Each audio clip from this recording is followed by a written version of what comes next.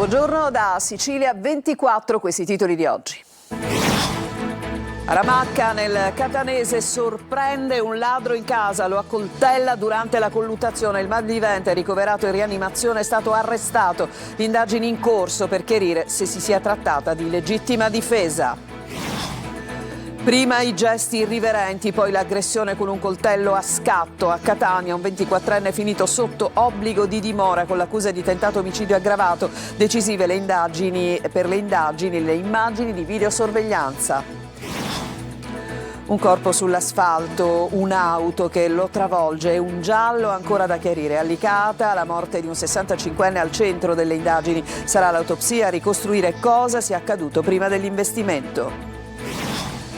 Sicilia ancora stretta nella morsa degli incendi, vigili del fuoco e forestali impegnati senza sosta mentre cresce l'attenzione sulle cause dei roghi e sull'azione dei piromani. La protezione civile dice il 99% dei roghi è doloso. Benzina fino a 2,46 € al litro. Fare il pieno torna ad essere un salasso. I rincari del carburante pesano sulle tasche degli automobilisti, soprattutto in Sicilia. Per la prima volta il fenicottero rosa nidificato nella riserva naturale delle Saline di Trapani e Paceco, un evento storico per la biodiversità siciliana con oltre 600 esemplari e i primi pulcini già nati.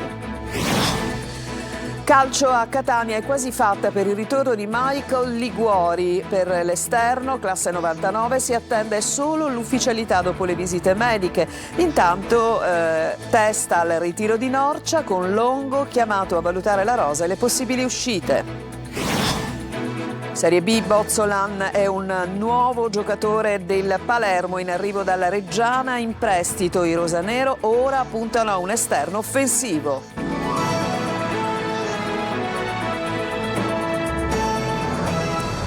Ben trovati, un ladro in azione a Ramacca. Siamo nel Catanese, il proprietario di casa lo scopre e dopo una lite lo ferisce a coltellate. Il 37enne è così stato arrestato per furto e si trova attualmente in prognosi riservata all'ospedale di Caltagirone. Serviranno le indagini per chiarire se si sia trattato di legittima difesa. Luca Ciliberti.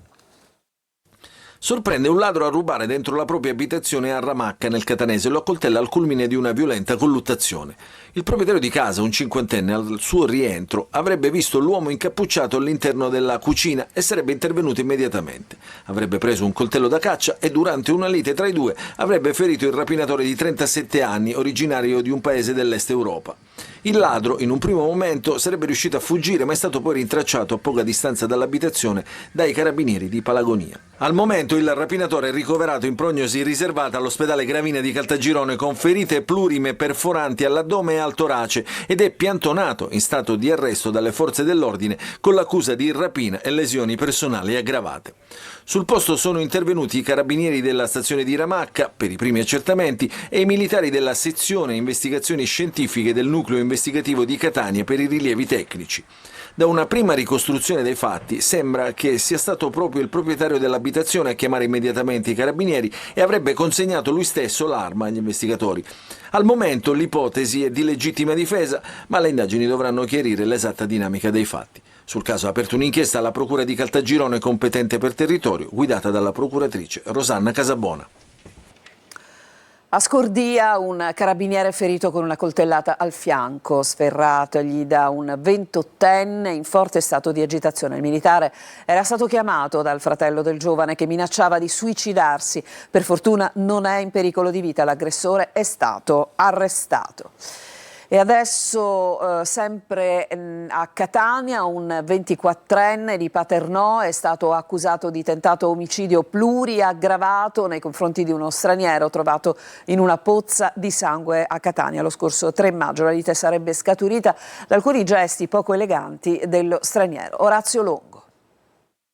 Prima i gesti irriverenti, poi l'aggressione, un coltello che scatta, il tutto ricostruito attraverso le immagini di videosorveglianza.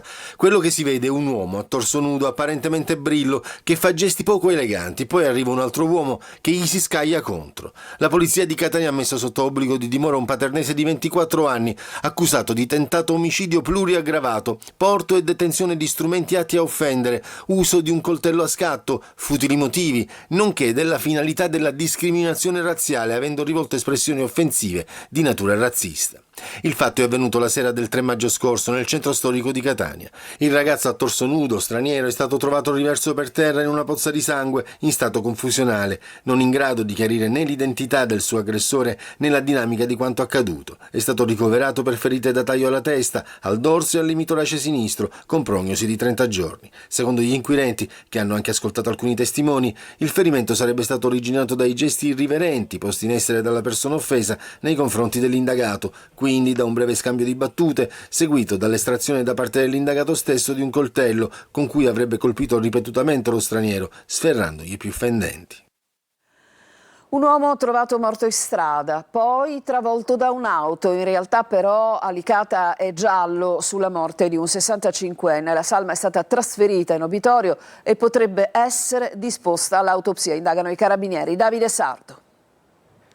Un corpo sull'asfalto, un'auto che lo travolge e una morte ancora tutta da chiarire. È il giallo della notte a Licata, dove un uomo è stato trovato senza vita in via Martinez, nel centro storico. Secondo una prima ricostruzione, il 65enne avrebbe avuto un malore improvviso e si sarebbe accasciato in strada. Poco dopo, una vettura in transito lo ha investito senza riuscire ad evitarlo. Il conducente sotto shock ha immediatamente dato l'allarme. I primi accertamenti del medico legale fanno ritenere che l'uomo fosse già morto prima dell'impatto. La salma è stata trasferita alla camera mortuaria, dove resta a disposizione dell'autorità giudiziaria. Nelle prossime ore il magistrato potrebbe disporre l'autopsia, esame che dovrà chiarire con precisione le cause del decesso e stabilire la precisa successione dei fatti. I carabinieri proseguono le indagini per ricostruire ogni dettaglio della vicenda. Oro, lingotti, orologi di lusso nascosti in una cassaforte a bordo di un'auto che da Pozzallo era diretta a Malta. Il maxi sequestro che poi è avvenuto è della Guardia di Finanza, ma sentiamo Veronica Barbarino.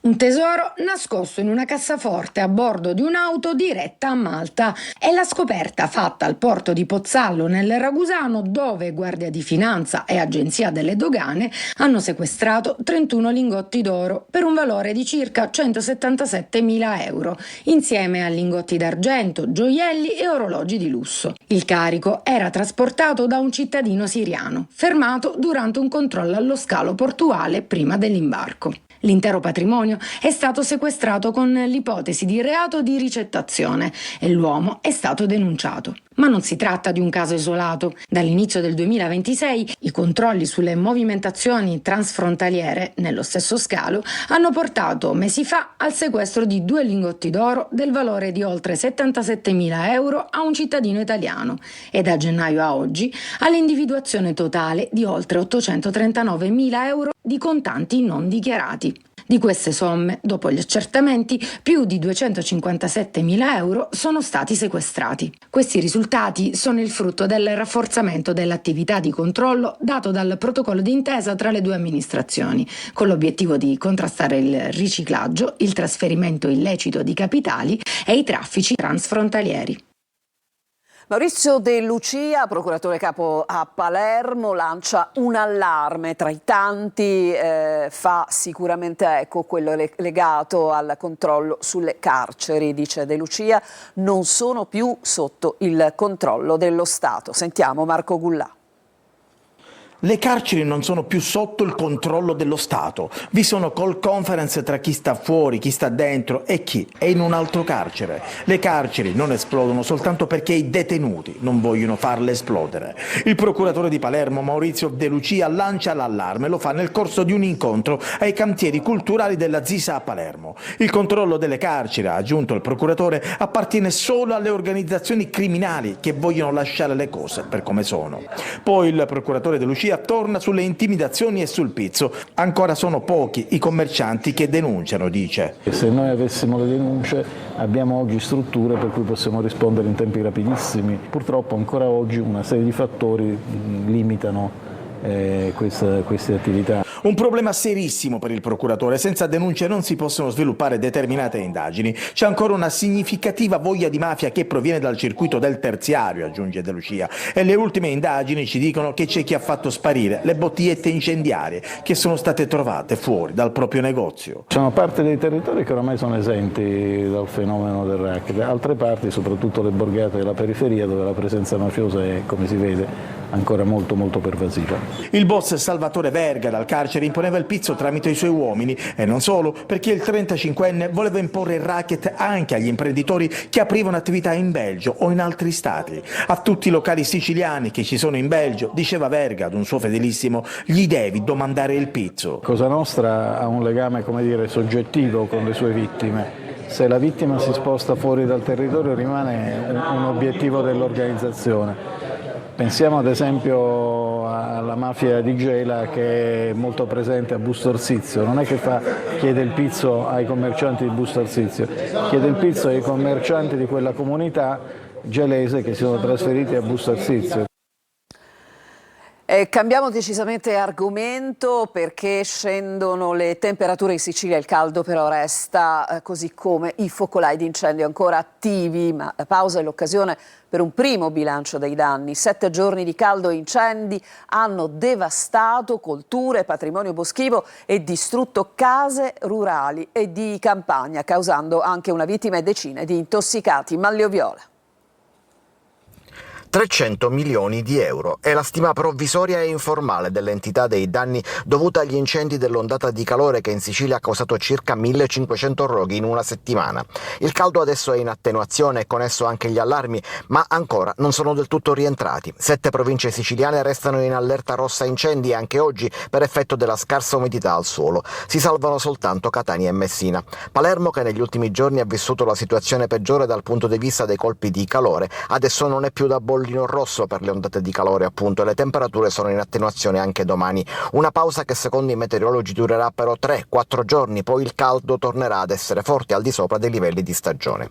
Ma intanto si spengono gli ultimi focolai e si calcolano i danni, intere colture distrutte, solo gli agricoltori denunciano almeno 120 milioni di euro di raccolti persi, senza considerare gli altri danni alle strutture. Poi ci sono le case andate distrutte negli incendi maggiori, costati fra l'altro anche la vita a un vigile del fuoco colpito da un malore fatale a San Cataldo mentre effettuava una perlustrazione per evacuare abitazioni. Infine il patrimonio boschivo devastato da nord a sud, da oriente a occidente. E adesso la polemica si sposta in politica con la vice capogruppo del PD, Valentina Chinnici, che chiede una seduta all'ARS sugli incendi e attacca il governo. Non ci si può nascondere dietro l'ondata di calore eccezionale, dice. Il fuoco è una strategia precisa criminale e il governo deve mettere in campo azioni di prevenzione e contrasto.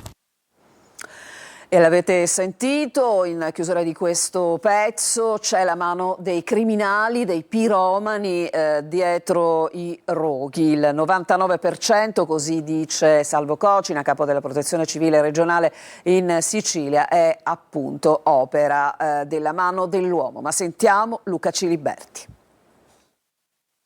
Da sabato scorso i vigili del fuoco siciliani hanno raddoppiato i turni di tutte e 9 comandi provinciali, compresi quelli dei distaccamenti. Una media di 850 persone giorno e notte in tutta la Sicilia, ai quali si aggiungono i forestali sulla carta 14.000, di cui 5.000 utilizzabili nel servizio antincendio. I mezzi poi sarebbero anche sufficienti per gestire l'emergenza ordinaria.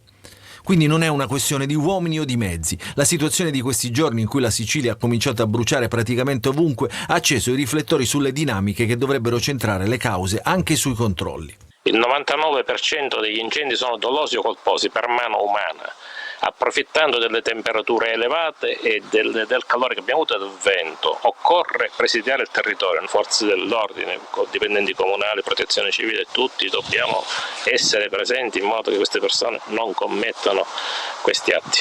Un controllo del territorio che dovrebbe essere preventivo per fermare la mano dei piromani che puntualmente tornano a colpire ogni estate quando le temperature rendono le campagne e le riserve più vulnerabili. Lo stesso direttore Cocina racconta di aver trovato tracce inequivocabili dell'azione criminale che non lasciano dubbi sulla matrice dolosa o colposa di questi roghi. Un'emergenza che necessita di interventi strutturali di tutti i soggetti istituzionali coinvolti.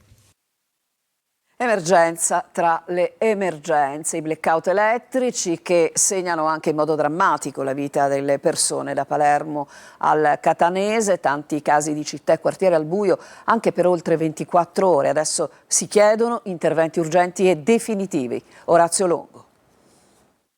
Negli ultimi giorni Palermo ha affrontato un'ondata di caldo estremo che ha messo a dura prova la rete elettrica, provocando blackout che si sono protratti anche per oltre 24 ore. Riconosco l'impegno e lo sforzo dei tecnici di Enel, tuttavia invierò una nota formale affinché venga aperto un confronto sul potenziamento e sull'adeguamento della rete. Le parole del sindaco di Palermo dopo i pesanti disagi subiti dai cittadini lasciati senza elettricità. La percentuale dei guasti aumenta in modo vertiginoso ogni volta che aumenta la temperatura, così come col maltempo, denuncia la CGIL. Una situazione non certo isolata nella nostra regione. In provincia di Catania, ad esempio, a Biancavilla sono state 22 le ore consecutive senza luce qualche giorno fa, senza climatizzazione, con gli alimenti in frigorifero e in congelatore da buttare e con gli ascensori resi inservibili e la gente, in primis chi ha difficoltà di deambulazione, bloccata. Di danni incalcolabili non solo alle famiglie ma anche all'intero comparto produttivo locale, parla il sindaco di Adrano Mancuso, che ha scritto una lettera di protesta formale a Enel e a E-Distribuzione. Esasperato il sindaco di Belpasso. Verso quale direzione stiamo andando? E se avessimo tutte auto elettriche e pannelli fotovoltaici nelle nostre case, questo futuro sostenibile, giusto, richiesto dal mondo, ma chi lo ha progettato per questo territorio? Questi investimenti effettuati, chi li ha progettati? Chi ha dimensionato, Paperino? Che qui salta tutto per giorni e giorni, stiamo facendo esasperare i cittadini creando situazioni di pericolo, soprattutto per gli anziani e gli ammalati. Insomma, oggi non basta più dire è colpa del forte caldo e dei climatizzatori accesi, perché il forte caldo e i climatizzatori accesi sono diventati normalità, e a questa normalità da più parti si chiede ora, senza perdite di tempo, l'adeguamento di mezzi e servizi. Adesso ci fermiamo, c'è una pausa e poi ci occuperemo di un altro grave problema che ovviamente affligge gli automobilisti o tutte le persone che utilizzano ovviamente mezzi di trasporto che prevedono l'utilizzo di carburante ormai davvero tornato alle stelle. A tra poco.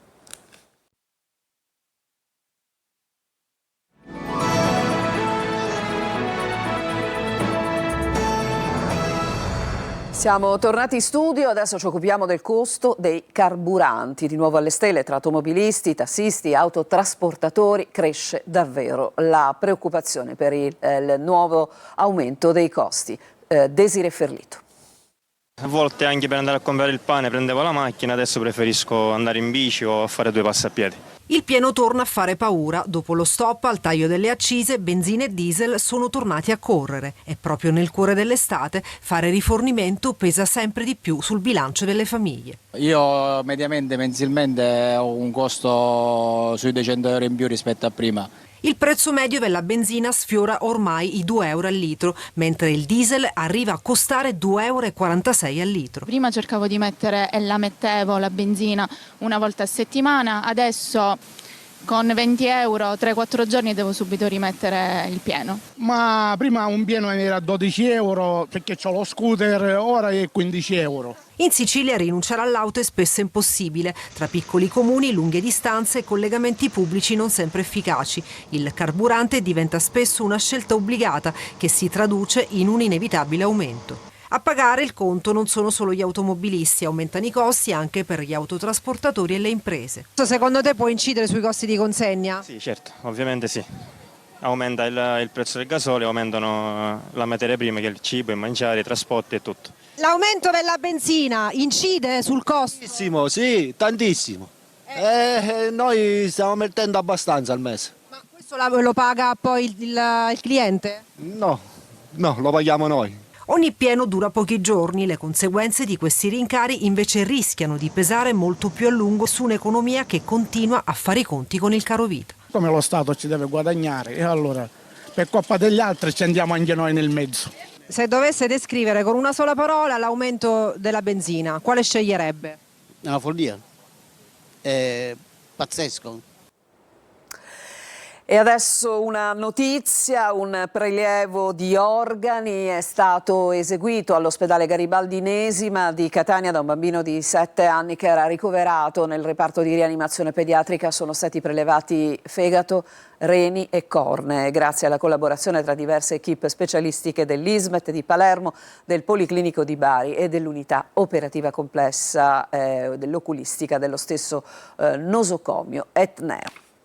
E adesso le belle immagini del fenicottero rosa. Dopo oltre 30 anni dall'istituzione della riserva naturale orientata delle saline di Trapani e Paceco, il fenicottero ha nidificato per la prima volta. Laura Spanò.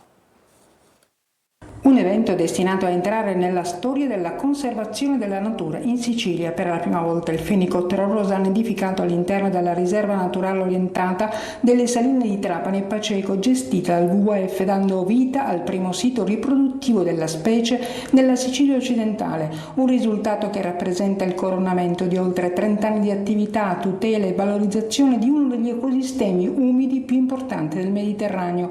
Dalla scorsa primavera nell'area protetta è stata documentata la presenza stabile di oltre 600 fenicotteri concentrati in una zona dove sono stati censiti circa 50 nidi. I primi 3 pulcini già nati hanno età differenti, 4 settimane, 15 giorni e pochi giorni, mentre la colonia continua a essere in piena evoluzione con altri esemplari ancora in cova e con la possibilità che si formino nuovi nidi nelle prossime settimane. Il WWF prosegue un costante monitoraggio per evitare qualsiasi forma di disturbo all'interno della riserva. Un ruolo importante da sempre è svolto però dai salinari che mantengono l'equilibrio ambientale delle vasche, garantendo le condizioni favorevoli alla biodiversità. Adesso c'è un'altra pausa e poi torneremo con il calcio.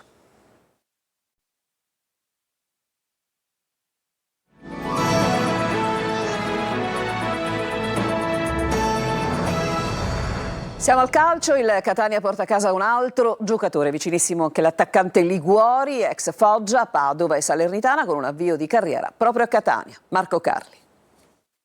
Un altro arrivo in casa Catania. Si attende l'ufficialità dopo le visite di rito. In realtà si tratta di un ritorno, quello di Michael Liguori, l'esterno, classe 1999, ex Foggia, Salernitana e Padova. Aveva anche militato nel Catania nel 2019. Nell'ultima stagione il giocatore cresciuto nel Pescara ha accumulato 15 presenze, 2 gol e un assist con la maglia della Salernitana e 2 assist con il Foggia in 10 apparizioni nella seconda parte del campionato. È andato in doppia cifra per 3 stagioni di fila, dal 21 al 24, con le maglie del Padova per 2 campionati e del Campobasso. Rosa corposa, quella che si appresta a partire lunedì per il ritiro di Norcia, con Varrà che deve pensare anche agli atleti da piazzare, non facile per alcuni giocatori che potrebbero essere in uscita. Uno che ha ricevuto offerte è Rolfini, anche se Longo potrebbe volerlo osservare ancora in ritiro. Intanto alcuni degli ultimi arrivi hanno giocato il test con la mista Under 17 e Under 19, 15 le reti segnate. Rinaldi ha subito difeso la porta degli Etnei alternandosi con Dini, che ha giocato nel secondo dei 2 tempi da 35 minuti. Impiegato nella difesa 4 anche Pagliai nel suo ruolo da esterno basso a destra, triplette per Stoppa e Caturano, doppiette per Bruzzaniti e Cicerelli.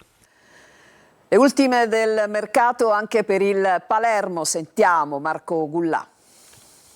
Adesso è ufficiale, Andrea Bozzolan è un nuovo calciatore del Palermo. Il club rosanero ha annunciato l'ingaggio del terzino sinistro proveniente dalla Reggiana che si trasferisce in Sicilia con la formula del prestito. Bozzolan, classe 2004, rappresenta un nuovo tassello per la rosa di Inzaghi che accoglie un esterno giovane di prospettiva per rinforzare la corsia mancina in vista della stagione 2006-2027.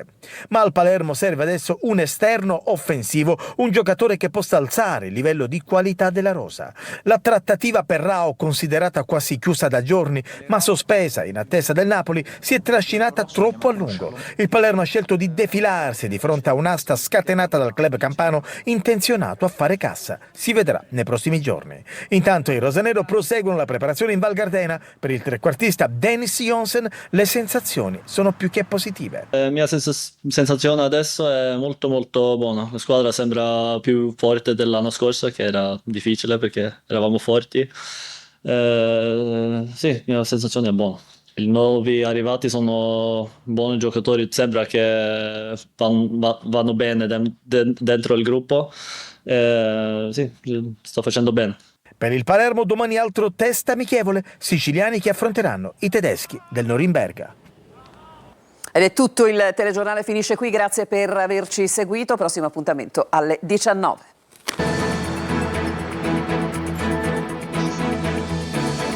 Entra nel mondo dell'informazione con l'app Sicilia Web. Resta sempre aggiornato con le news e le live in diretta.